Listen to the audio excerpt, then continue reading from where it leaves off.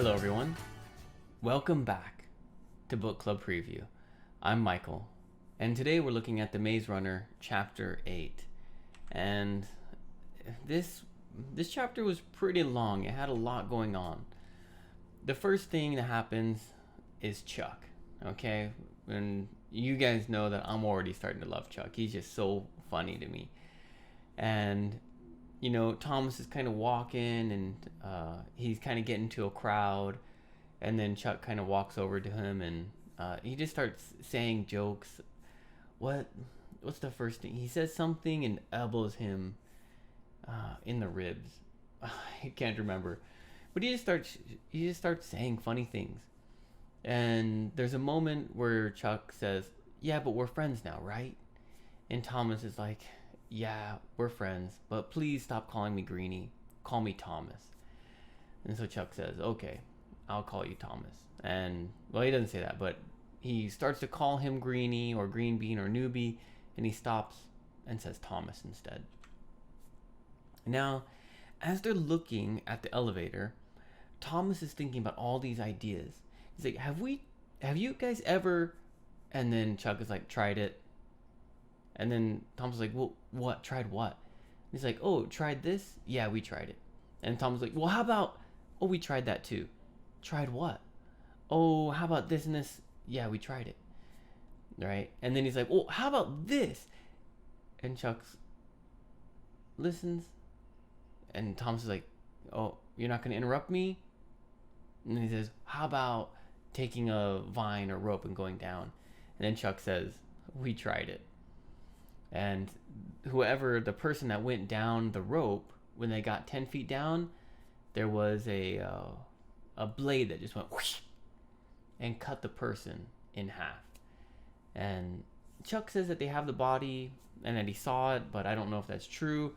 But Thomas expects him to joke, but Chuck doesn't laugh. He's just like, "Yeah, they tried it and someone died." It was a pretty intense. And so Thomas kind of quits asking questions.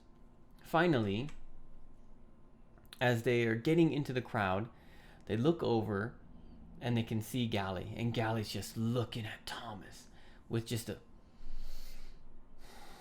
stare, just looking. "I hate you. I'm going to kill you." Just, oh man, not happy. And Chuck is like, "I don't think that guy likes you." And Chuck is like, "Yeah, I don't like him either." They start talking a little bit, and Chuck is like, "Why don't you fight him? I think you are faster than him and stronger than him. I bet you could take him." And Thomas is like, "Man, he's got more friends than I do. Like, this is not a guy I want to fight with right now." And as they're talking, one guy kind of looks behind them, and they kind of glares at Chuck and Thomas. And Thomas is like, "Oh, good. That's probably one of Gally's friends that just heard him." It's like, "Chuck, shut up." And then things get too exciting to continue the conversation. Thomas sees Gally and Albie walking out from the shack or the homestead. And when he sees them, he's reminded of, I think his name was Ben, the guy going through the changing process. And he's like, "Chuck, what happened to this guy? What is the changing all about?" And Chuck kind of starts to give him some information, something that happens with the grievers. They do something, and then after the changing, you don't die, but after the changing, you come back and you're different. Something has changed about you. Thomas wants more answers, but before he gets more answers, Albie and Newt, oh, sorry, I don't think I said Newt before. Albie and Newt are the ones that are walking. So Albie and Newt open up the elevator shaft to look inside. And when they look inside, they're like, I think Newt actually falls backwards, like he's shocked and falls backwards. And Albie's just like, "What?" And everyone is just like, "What is it? What is it? What is it? What is it?" There's a chorus of people just, "What's going on? Do you see anything?" Of questions. And then they say, like, "It's a girl." And then everyone's like, "What?" And Thomas is like, for the first time, realizing that there's no girls here in the glade. It's all boys. And this is crazy. And people are kind of looking at Thomas like, what's going on? And not only is it a girl, but they think she's dead. Wow, that's bad news. Albie and Newt go down into the shaft and they pick up the girl. And then they take the girl out and everyone's kind of like, oh man, is she pretty? What's going on here? And then Newt is like, Newbie, come here. He might have said Thomas, but probably Newbie. And everyone just goes whoosh, and makes a line for Thomas. And Thomas is like, what? Why are you calling me? I don't know anything. Like in his head, he's like, I didn't do anything.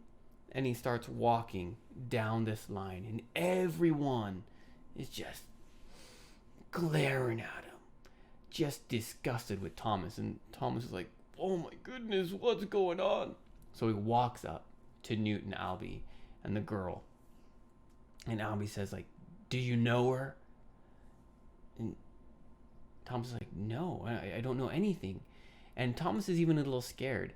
He thinks that Albie and Newt and the other guys think that Thomas killed the girl. And so Thomas is like, do you don't think I... And they're like, calm down, calm down. We're just trying to make sure. Do you remember anything? Everything, this is so different. Like, we haven't seen this before. And he's like, no, I don't know her at all. But he feels guilty. Like, maybe he does. But he can't remember anything. But he's really not feeling well. And then, suddenly, boom! The girl sits straight up. And she starts mumbling something. And then she says, it's all going to change. And she holds up this piece of paper, and I think she falls back asleep. Newt grabs the paper and opens it. And the paper says, she is the last one ever. And that is how the chapter ends. Oh man, there was a lot of vocabulary in this chapter. First one, freaking us out. Freaking out, really. Everyone's freaking out.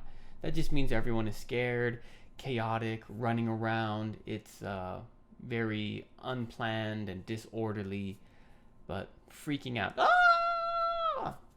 They weren't like that, but they were probably really excited, not sure what's going on. But freaking out means going crazy. Snicker, and this is Chuck. He kind of this kind of quiet laugh to yourself is a snicker. But Chuck's was high pitched, maybe something like that, like a kid would laugh. Inexplicably, this is like mysteriously or unexplainably. So Chuck is laughing, and for some reason, Thomas feels like, man, I just like this guy. There's something that is about Chuck's laugh or his jokes or his behavior. Thomas doesn't understand it, but he likes him. It's inexplicable. He doesn't understand why. It's a mystery, but that's the case. The feeling was mutual. Usually we say the feeling is mutual, but in the book, that's what it's like. That's what it says. And that just means you feel the same way as the other person. So for example, and usually it's used in this case, Gally's looking at Thomas, and Chuck says, I don't think he likes you. And Thomas says, the feeling is mutual. I don't like him either. And we can say that about all sorts of things. Like, man, I love that guy. And, oh, the feeling's mutual. I love you too. You know, usually it's used in a negative way, but it can be used in many other ways. Scrunched up. Usually scrunched is attached with up, but you don't have to have them together. It could just be scrunched. Like I have a bottle, and I scrunch it. I make it tight and compact. And usually we say scrunched up, but someone's face, I can't remember who, someone's face is scrunched up. They're thinking, maybe they're afraid, or it could be Gally's glare, or I don't remember, but their face is tightened up and their wrinkles are showing. milling about. This is when they're trying to get the girl out, and it's taking a while for them to go under and get the rope and everything. And people are just walking around, not doing anything in particular. They're just kind of like walking and kicking a rock. They're just waiting. They're just milling about. I don't know where that comes from, but that's what it means. Kind of waiting and walking around, doing nothing while you're waiting for something. Heart jumped into his throat. And this is when that feeling that your heart, it goes, oh man, that fear or that shock, or maybe your teacher calls your name in class. Michael, I didn't do anything. Oh man, heart jumped into his throat. Morbid. This is when Thomas is looking at the girl and saying, wow, she's so beautiful, but she's going to be dead soon. Has this morbid thought, this disgusting or gross or dark, this morbid thought. Maybe you have a friend and sometimes they just say like really, kind of, why would you even say that kind of thing? It's so dark. It's such a terrible thought. You don't even want to say it. Morbid. Accusations. Accusation is saying that you did it. You did the crime. You did the thing. And so Thomas was feeling accused. Like people were saying that he killed the girl. And no one said that. Maybe they were thinking it. But those are accusations. He killed the girl. He broke the swing. He ate the last cookie in the cookie jar. Right? They're not proof. They're not truth. But someone says that about you. Indecipherable means you can't understand it. Decipher means to find the meaning. A good example is the maze. There is a way out of the maze. We guess there could be no way. But you can decipher the maze. You can understand the puzzle and get the answer. But some things are indecipherable. Like the girl, she's just blah, blah, blah, blah, blah. No one could understand what she's saying. Well, that's a lot of vocabulary. The discussion question I have for you: when was the last time your heart jumped into your throat? Right? There can be many examples at school, watching a movie, your mom raising her voice to you. Michael! Yes, Mom! When was the last time that happened for you? And then, of course, please write your own discussion question. There's a lot. This chapter was pretty long, and there's a lot of questions you could have made or thought about while reading this chapter. Just give us one, so that way we can discuss it and share our ideas together. Well, that's all the time that we have for today. Thank you so much for joining me for this episode of Book Club Preview. I'll see you soon. Bye-bye. Hey, if you have any questions about the video today, please feel free to leave a comment in the comment section. If you had any other vocabulary words that you wanted to know what they meant, let me know. And also, if you're interested in maybe joining one of these book clubs, please leave a comment and I'll get back to you. Thank you so much for watching. Bye-bye.